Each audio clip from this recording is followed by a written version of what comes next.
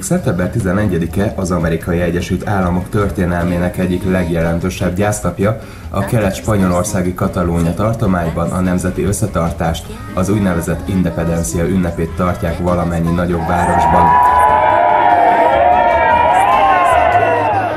Az egész az 1714-es spanyol örökösödési háború 14 hónapnyi ostromot követő barcelonai bukásával kezdődött, erre emlékezve 1980-tól szeptember 11-e hivatalosan is a Dia Nacional de Catalunya, azaz a katalán nemzeti ünnepnap.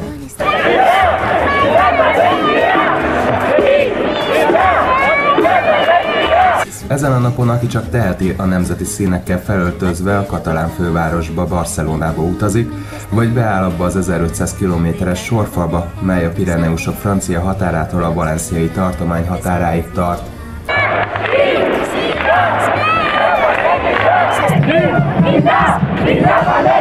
A katalánok messze híresek az összetartásukról és függetlenedési vágyuktól, minden erejükkel azzal dolgoznak, hogy elérjék a célukat, miszerint Catalunya no Estat de Europa, azaz Katalúnya az új európai állam.